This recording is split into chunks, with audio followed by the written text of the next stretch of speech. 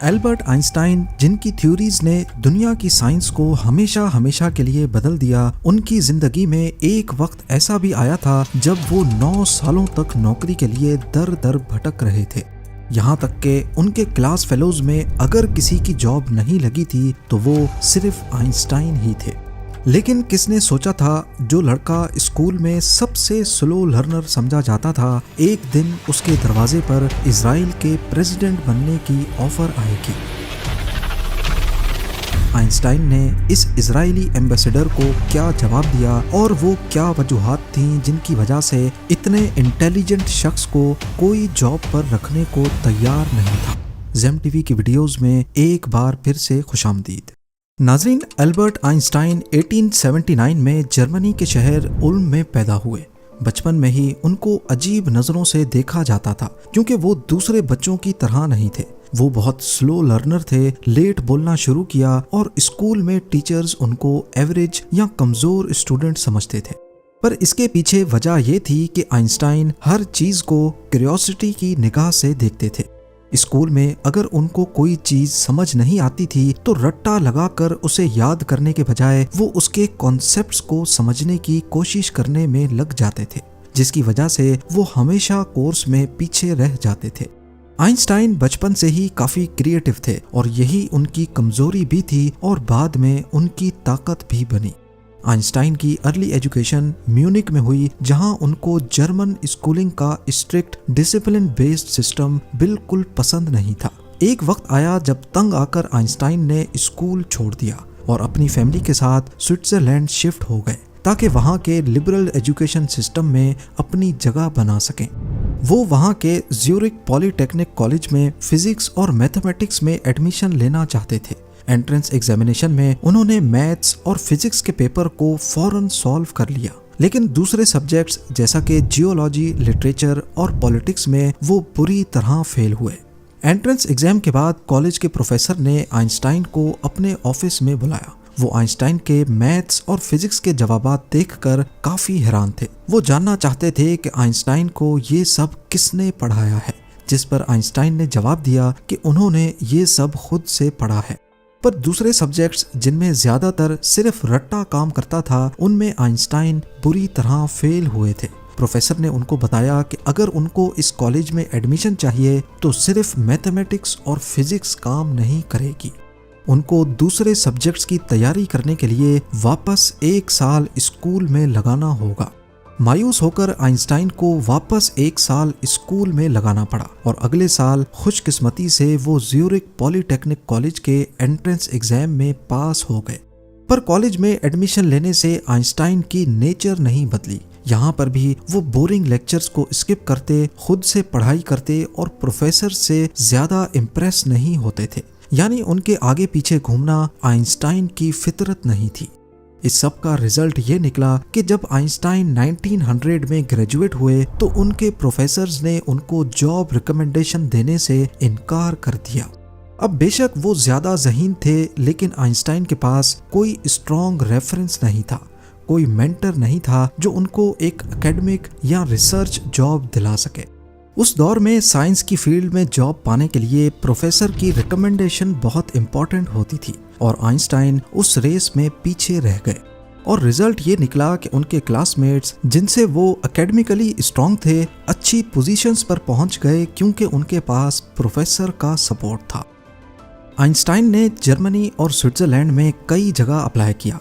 Universities, schools, research institutes, हर जगह उनको मना हो गया। लेटर्स लिखे, प्रोफेसर से मिले, लेकिन सब जगह एक ही जवाब, हमें अफसोस है, हम आपको हायर नहीं कर सकते। आइंस्टाइन के लिए ये पर्सनली भी पेनफुल था क्योंकि वो समझते थे कि उनका काम और पोटेंशियल लोगों को दिखाई नहीं दे रहा। आइंस्टाइन के लेटर्स और डायरी से उनकी इस फ्रस्ट्रेशन का अच्छी तरह अंदाजा लगाया जाता है। आइंस्टाइन ने एक दफा अपनी डायरी में लिखा था, ये लगता है जैसे दुनिया को मेरी कोई जरूरत ही नहीं, हर दरवाजा बंद लगता है। अपनी फैमिली को लिखे गए लेटर में ये मेंशन था, मैं हर जगह अप्लाई करता हूँ लेकिन ना तो जवाब मिलता है, ना ही किसी को मेरी जरूरत है। लगता है मेरी जिंदगी में कुछ भी ठीक नहीं जा रहा। एक और फेमस लेटर जो उन्होंने अपनी गर्लफ्रेंड मिलीवा को लिखा, उसमें आइंस्टाइन ने कहा, मुझे लगता है मैं एक यूजलेस इंसान बन गया हूँ। मैं सिर्फ फिजिक्स में जीता हूँ, पर दुनिया सिर्फ उन लोगों की सुनती है जो उनके सिस्टम में फिट बैठते हैं। ये फ्रस्ट्रेशन आइंस्टाइन की पर्सनल लाइफ को असरअंदाज कर रही थी। पैसे की तंगी, शादी में टेंशन्स और खुद से डिससैटिस्फैक्शन। एक और प्रॉब्लम ये थी कि आइंस्टाइन की नेचर बहुत ज्यादा आइडियलिस्टिक थी। वो क्लियर थे कि वो सिर्फ साइंस से रिलेटेड ही जॉब करेंगे। प्रैक्टिकल या कमर्शियल जॉब्स में उनका कोई इंटरेस्ट नहीं था। उस वक्त आइंस्टाइन का अफेयर उनकी एक क्लास फेलो मिलीवा के साथ चल रहा था, लेकिन दोनों की शादी सिर्फ इस वजह से नहीं हो रही थी क्योंकि आइंस्टाइन के पास कोई जॉब नहीं थी। फाइनेंशियल प्रेशर बढ़ रहा था। मिलीवा एक्सपेक्ट कर रही थी कि आइंस्टाइन कुछ कमाए, लेकिन आइंस्टाइन के हाथ जैसे जकड़े हुए थे। एक वक्त आया जब आइंस्टाइन को प्राइवेट ट्यूटर बनकर पैसे कमाने पड़े, जहां वो स्कूल स्टूडेंट्स को मैथ्स और फिजिक्स पढ़ाते थे। आखिरकार आइंस्टाइन के एक दोस्त ने उनको एडवाइस दिया कि बैरन पेटेंट ऑफिस में एक एग्जामिनर की जॉब के लिए अप्लाई करो। ये एक लो लेवल गवर्नमेंट जॉब थी, लेकिन कम से कम एक स्टार्ट था। आइंस्टाइन ने अप्लाई किया और सरप्राइजिंगली बिना ज्यादा एक्सपीरियंस के उनको 1902 में जॉब मिल गई। बैरन पेटेंट ऑफिस में आइंस्टाइन का काम था नए इन्वेंशंस और पेटेंट्स की एप्लीकेशंस को चेक करना, देखना क्या सच में इनोवेटिव है क्या नहीं। ये जॉब बोरिंग थी, लेकिन आइंस्टाइन के लिए डूबते को तिनके का सहारा बनने का काम कर रही थी। क्योंकि ये जॉब 9 to 5 थी, तो वो रातों को और वीकेंड्स में अपनी साइंटिफिक रिसर्च करते रहे। बेशक ये प्रोफेसर की जॉब नहीं थी जिसके लिए आइंस्टाइन कोशिश कर रहे थे, लेकिन जो भी था ना होने से अच्छा ही था। उसके बाद एक वक्त ऐसा आया जब आइंस्टाइन के दिन पलटने लगे। पेटेंट ऑफिस में काम करते हुए आइंस्टाइन ने 1905 में अपने कैरियर का सबसे बड़ा धमाका किया। एक ही साल में उन्होंने 4 रेवोल्यूशनरी पेपर्स पब्लिश किए, जिनमें special relativity, photo electric effect, Brownian motion और मास एनर्जी इक्विवेलेंस, जिसे E=mc² भी कहा जाता है, शामिल थे। इन पेपर्स ने उस वक्त की साइंटिफिक दुनिया को हिला कर रख दिया। अचानक पेटेंट ऑफिस में मामूली सी जॉब करने वाला नाम यूरोप के साइंसदानों में मशहूर होने लगा।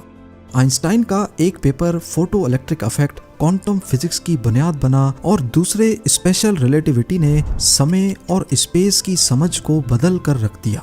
1900 में पास आउट होने के बाद आखिरकार 1909 में यानी ग्रेजुएशन के 9 सालों के बाद उनको यूनिवर्सिटी ऑफ ज्यूरिख में असिस्टेंट प्रोफेसर बनने की जॉब ऑफर मिली। एल्बर्ट आइंस्टाइन की शख्सियत को लोगों ने कभी पूरी तरह नहीं समझा। साइंस की दुनिया से बाहर जो आइंस्टाइन था, उनकी इमेज बहुत कंफ्यूजिंग रही है। एक तरफ लोग उनको एक मजाकिया तरीके से दिखाते हैं, बिखरे हुए बालों वाला अजीब सा सोशली ऑकवर्ड साइंटिस्ट जो सिर्फ अपनी किताबों और थ्योरीज में घुसा रहता था। दूसरी तरफ वो एक सीरियस और इम्पोर्टेंट पॉलिटिकल रोल में भी दिखाई देते हैं।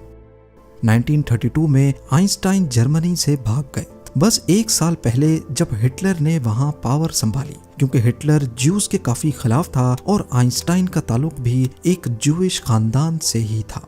आइंस्टाइन अमेरिका चले गए और प्रिंसटन, न्यू जर्सी में थ्योरेटिकल फिजिक्स के प्रोफेसर बन गए। वो सिर्फ साइंस के हीरो ही नहीं, बल्कि पूरी दुनिया की ज्यूइश कम्युनिटी का एक फेमस और रिस्पेक्टेड चेहरा भी थे।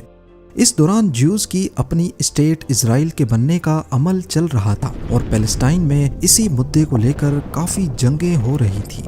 आखिरकार 1948 में इजराइल फॉर्मली वजूद में आ गया, लेकिन सिर्फ 4 सालों के बाद 1952 में इजराइल के पहले प्रेसिडेंट खैम वाइजमैन इंतकाल कर गए।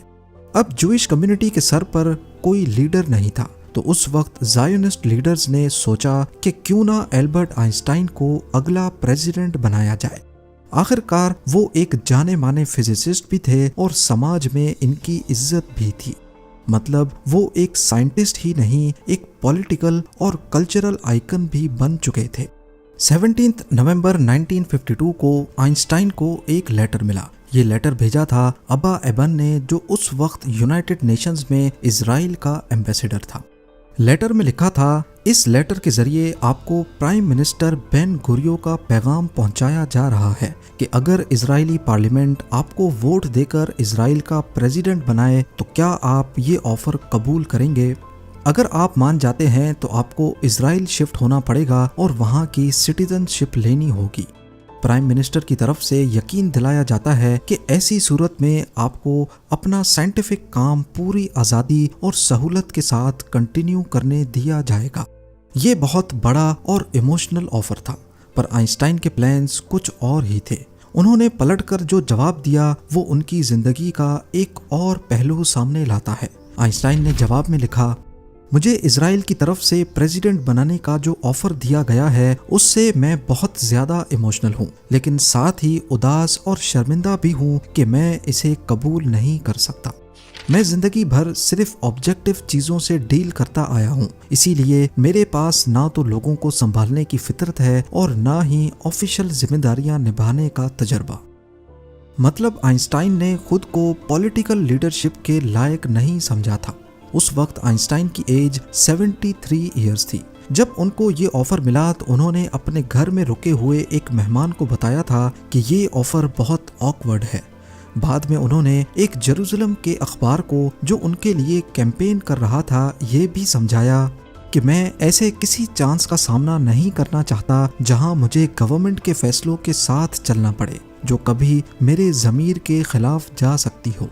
मतलब आइंस्टाइन सिर्फ इसलिए मना नहीं कर रहे थे कि वो पॉलिटिकली फिट नहीं थे, बल्कि इसलिए भी कि वो अपनी जिंदगी में कभी भी अपने ज़मीर के खिलाफ नहीं जाना चाहते थे, फिर चाहे कितनी भी बड़ी कुर्सी या इज्जत क्यों ना मिले।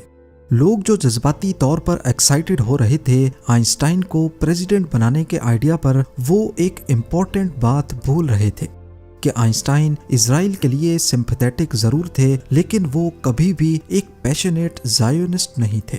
जब आइंस्टाइन ने प्रेसिडेंट के ऑफर को ठुकरा दिया तो फॉर्मर प्राइम मिनिस्टर बेन गुरियो ने अपने असिस्टेंट को कहा कि अगर आइंस्टाइन ने ये ऑफर एक्सेप्ट कर लिया होता तो हमारे लिए बड़ी मुश्किल खड़ी हो जाती, क्योंकि 1946 में इजराइल बनने से 2 साल पहले आइंस्टाइन ने एक इंटरनेशनल कम्युनिटी के सामने कहा था कि स्टेट का आइडिया मेरे दिल में नहीं है। यानी असल में आइंस्टाइन इजराइल को अलग स्टेट में नहीं देखना चाहते थे। आखिरकार 16 दिसंबर 1952 को यित्ज़हाक बेंज़वी इजराइल के दूसरे प्रेसिडेंट बन गए। उम्मीद है ज़ेम टीवी की ये वीडियो भी आप लोग भरपूर लाइक और शेयर करेंगे। आप लोगों के प्यार भरे कमेंट्स का बेहद शुक्रिया। मिलते हैं अगली शानदार वीडियो में।